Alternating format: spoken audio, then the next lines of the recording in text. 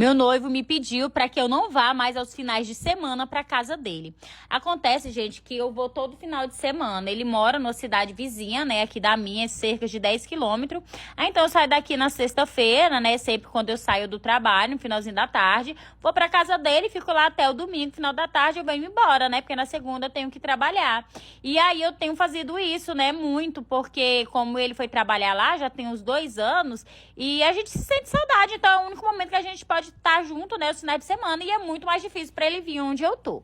Só que ele chegou pra mim e falou que não era mais pra mim ir. Eu perguntei pra ele o motivo, né, ele falou porque devido a eu estar indo muito, né, todos os finais de semana, tem aumentado muito o valor da energia, né, e da água da casa dele, e que ele não achava justo pagar sozinho, já que eu também gastava.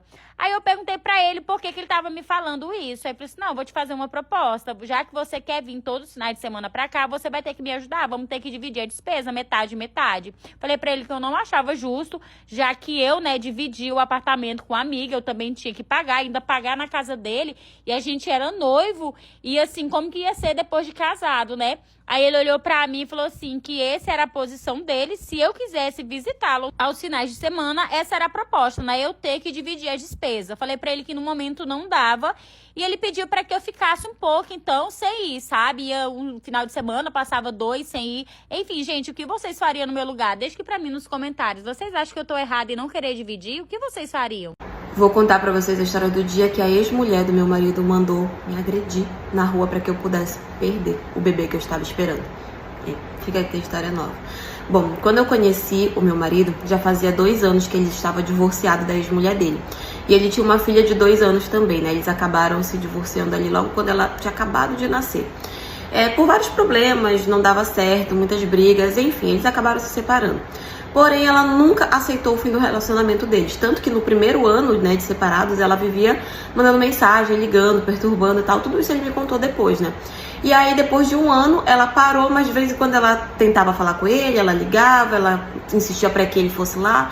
Enfim, e logo quando a gente começou a namorar, né, ele me contou toda a história dele e tudo.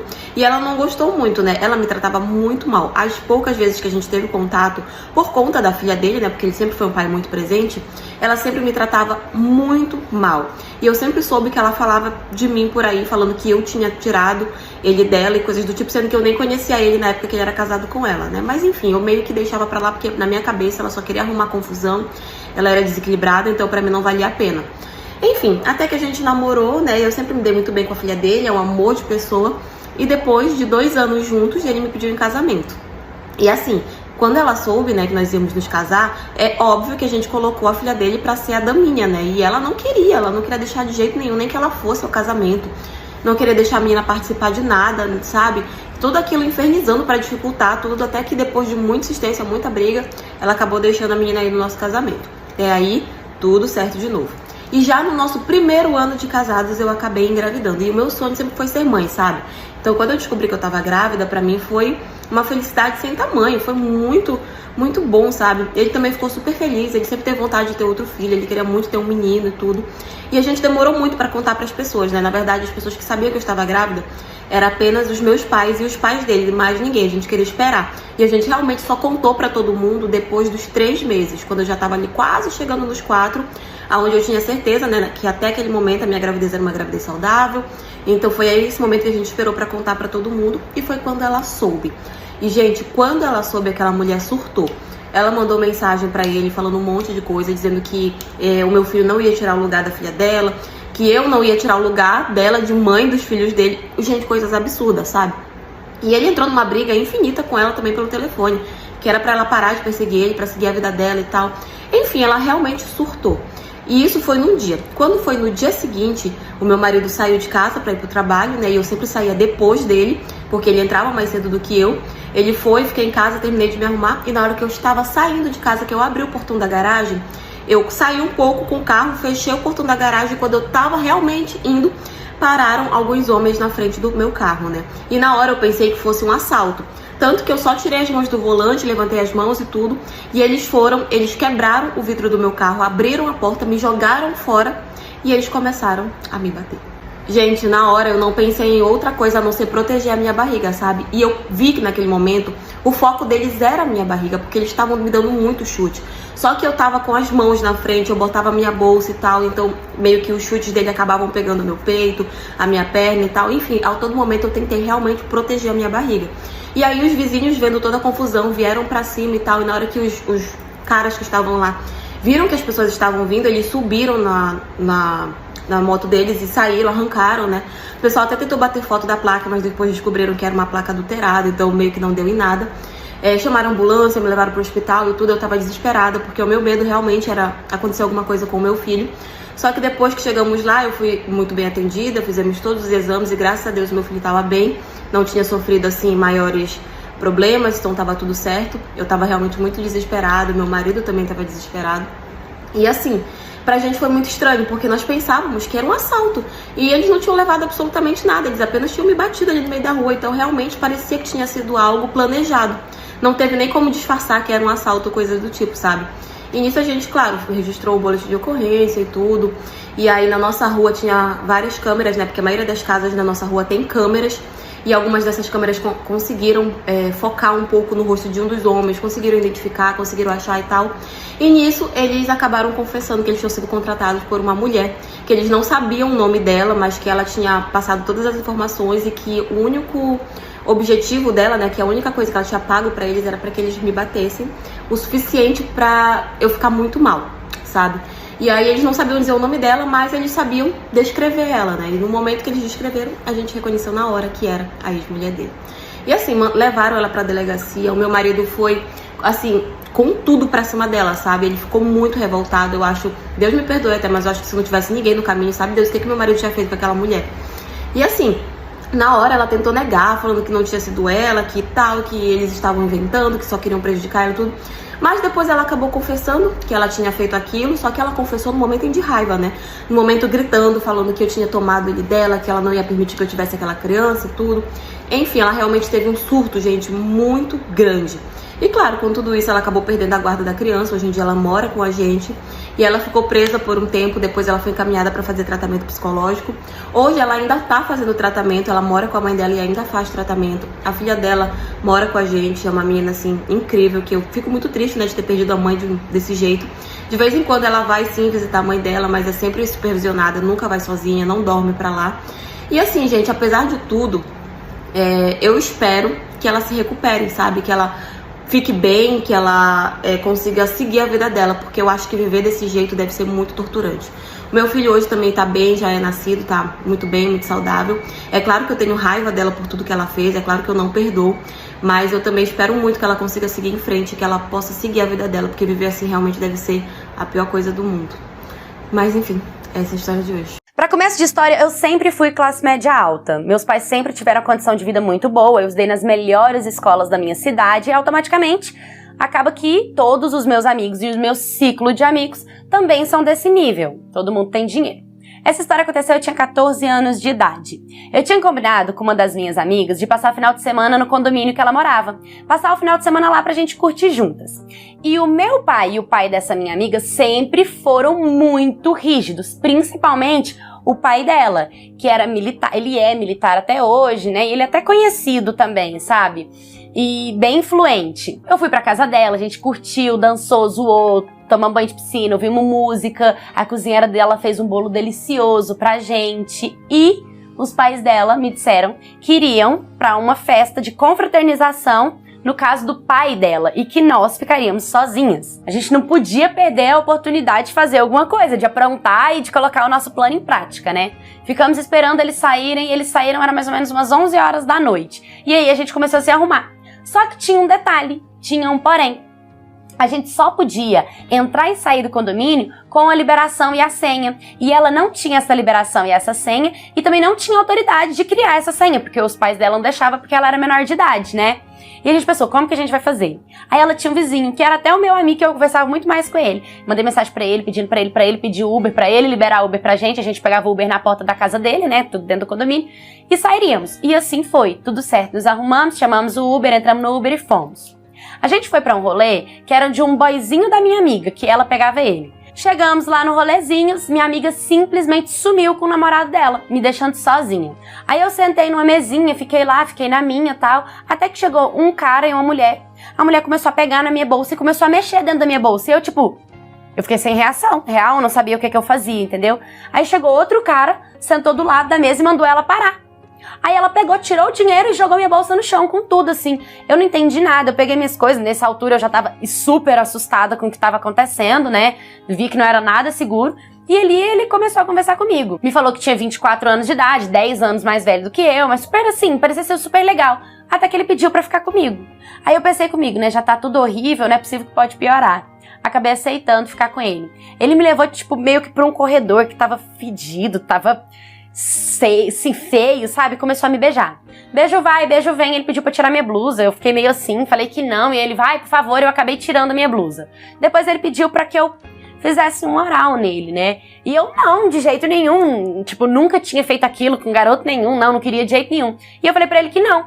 Ele simplesmente não aceitou o meu não e forçou eu a, né, fazer nele. E ali eu não tinha pra onde correr, entende? Eu tive que fazer. Detalhe, gente. O cheiro da genitália dele, horrível. Que cheiro péssimo, sabe? Nossa, horrível, horrível, horrível mesmo. Fiz o que tinha que fazer lá com ele e graças a Deus, depois disso, ele me liberou e deixou eu voltar pra lá. Quando eu voltei, nessa altura, minha amiga já tinha voltado também com o boyzinho dela. E naquele momento, gente, eu só queria chorar. Eu só queria um lugar pra chorar, pra desabafar, pra tirar tudo aquilo, de me tomar um banho, lavar minha boca, escovar meus dentes. Eu só queria sair dali de todos os jeitos possíveis. E a minha amiga tava caindo de bêbada. Eu comecei a falar pra ela ir embora, ela aceitou. Só que tinha um porém. Pra voltar pro condomínio, a gente também precisava do vizinho pedir Uber e fazer a liberação pra gente entrar. E eu mandando mensagem, já era 4 horas da manhã, correndo risco dos pais dela chegar em casa e não ver a gente.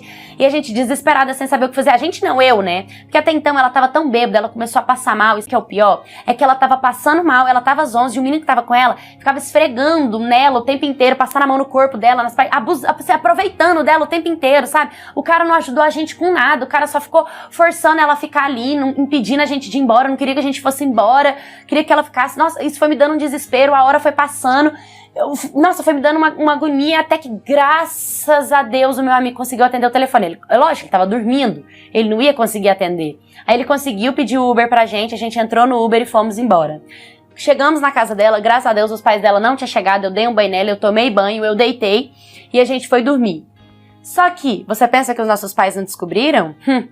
Acontece que, sabe a bolsinha que a menina tava mexendo tudinho lá? Aquela bolsinha era da minha mãe, caríssima, importada, que a minha mãe comprou fora do país. E minha mãe, ela era muito esperta com as coisas dela. Ela começou a me falar e me pressionar onde estava a bolsa que ela me emprestou, onde estava. Eu acabei tendo que contar pra ela que eu esqueci no Uber. Nisso, ela pegou o telefone e começou a querer ir atrás, né, do que estava acontecendo, de quem tinha pedido o Uber.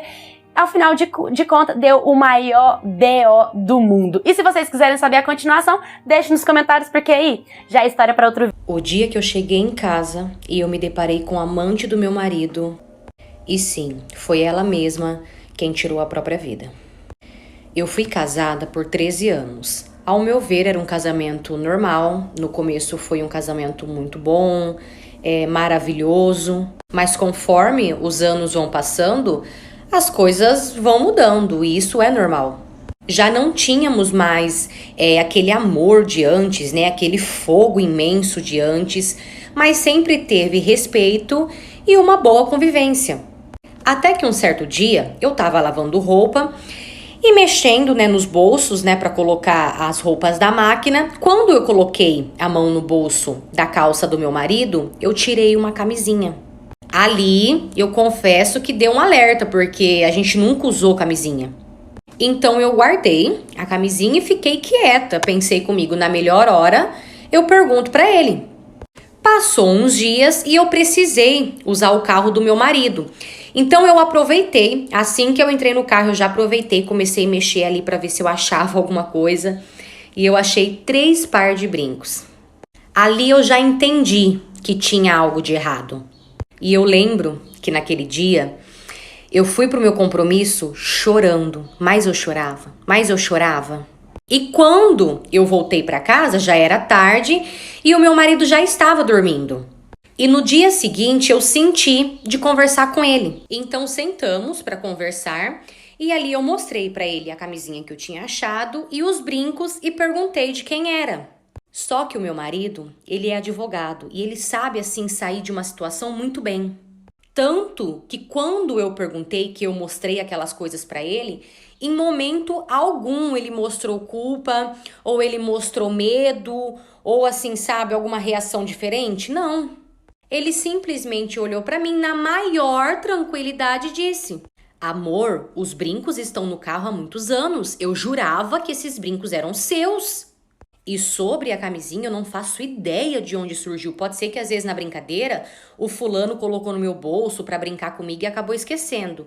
Fulano era o melhor amigo dele. Nisso, ele olhou bem no fundo dos meus olhos e disse assim pra mim: entenda uma coisa, por favor. Eu sou completamente apaixonado por você. Eu amo muito você e eu jamais faria qualquer coisa que fosse magoar você. E ali ele me convenceu. Segui a vida totalmente plena, feliz e muito assim convencida que eu tinha um marido fiel. Até que 2 meses depois eu saí mais cedo do meu trabalho porque eu tinha um compromisso. Fui nesse meu compromisso e do compromisso eu fui direto para casa, eu não voltei pro trabalho.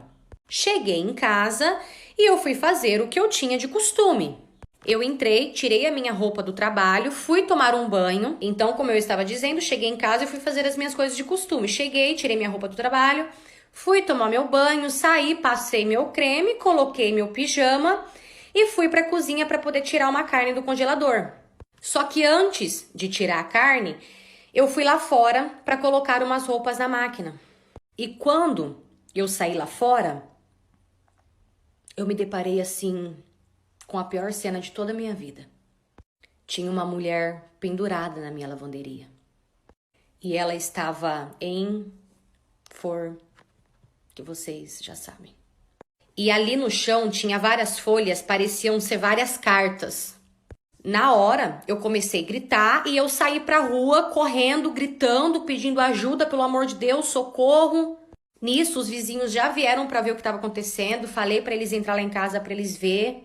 E assim que os vizinhos viu aquela cena, eles já ligaram pra polícia. Eu também já liguei pro meu marido desesperada. Eles pediram pra gente não mexer em nada. Nisso, a polícia chegou e logo em seguida também já chegou o meu marido.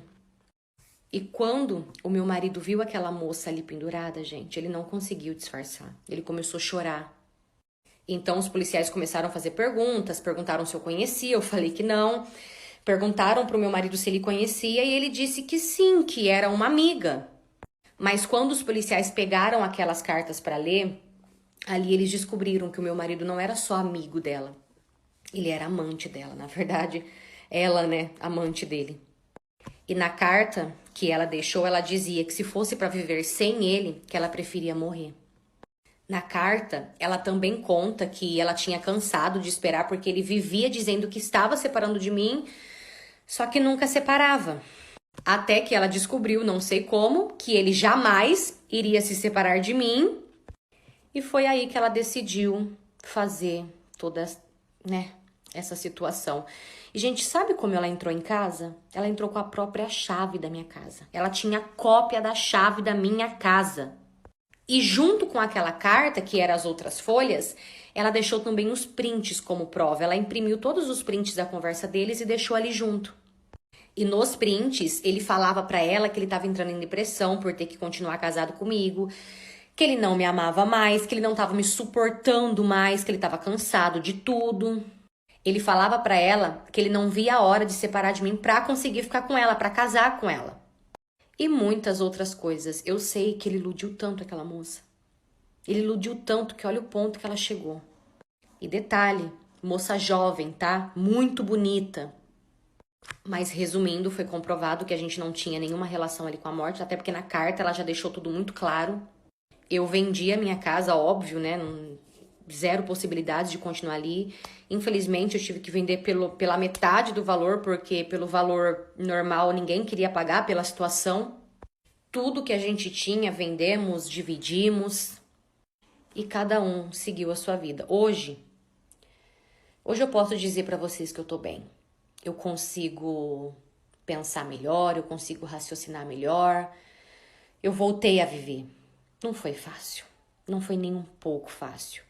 Meu ex-marido também ficou um tempo sozinho, foi bem difícil pra ele. Não vou falar que foi fácil, porque eu vi a situação que ele tava passando depois.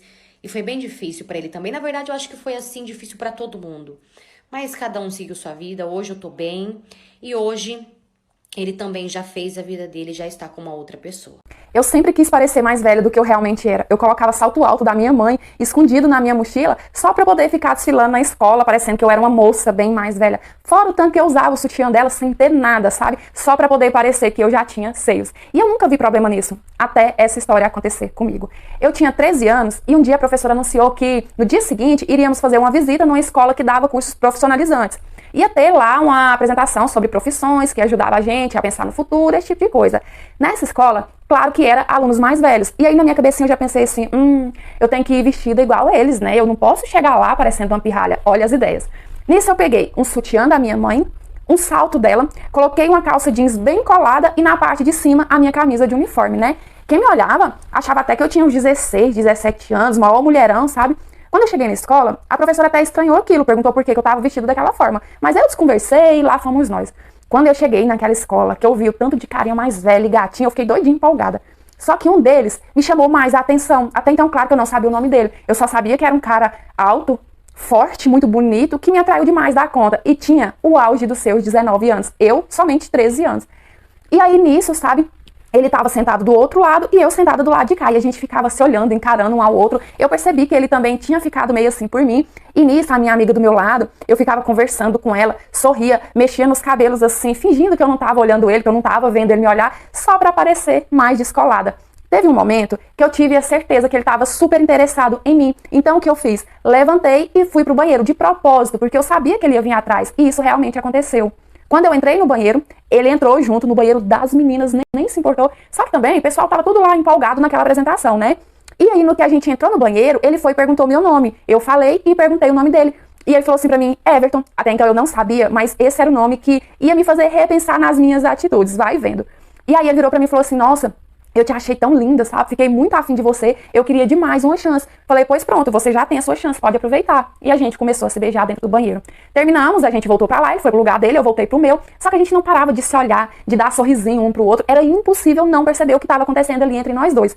E aí teve uma hora que ele fez sinal assim pra mim com a cabeça, como se estivesse me chamando pra sair. E ele levantou e saiu e eu fui atrás. Nisso ele segurou na minha mão, a gente foi saindo da escola, né, e ele foi me levando. E eu falei assim, onde a gente vai? E ele falou assim, vou te levar pra dentro do meu carro, pra gente ficar mais à vontade, sabe, sem ninguém olhando, sem o perigo de ninguém chegar. E gente, olha o quanto eu era doidinha. Eu já tinha beijado outras vezes, sim, várias vezes, porque eu era assim, sabe, mas só. Nunca tinha acontecido nada demais. E eu tava ali, indo pra dentro do carro de um homem que eu não conhecia. E o pior, que eu tava adorando, sabe? Tava me sentindo mulherão, fazendo coisas de adulto. E a gente foi. Entramos pro carro, ele fechou a porta, fechou os vidros e a gente começou, né? A se beijar e aquela coisa toda. Ele veio e pegou, sabe, assim, de mão cheia mesmo. E eu tava tão empolgada ali no calor do momento, gente, que eu apaguei totalmente que eu tava usando o sutiã da minha mãe. Tá, mas qual o problema? O problema é que não tinha nada dentro do sutiã. Nada, absolutamente nada. Só sutiã mesmo, só volume. Então, quando ele pegou, ele parou e ficou olhando assim com uma cara de estranheza. E eu nem me toquei até então, sabe? Perguntei assim, ué, o que foi? O que aconteceu? E ele falou assim, olha, me desculpa a forma direta que eu vou te falar, mas você não acha que esse sutiã tá um pouco grandinho pra você, não? E, gente do céu, meu pai. Sério, a minha cara nesse momento queimou de vergonha. Eu senti a cara arder. E eu fiquei com tanta vergonha, tão nervosa, que parece que me deu um, sei lá, um tique nervoso aqui na minha cabeça, que eu virei pra ele e falei assim, ai, é porque é da minha mãe. E claro que eu piorei toda a situação, que já não tava nada boa, né? Ele ficou olhando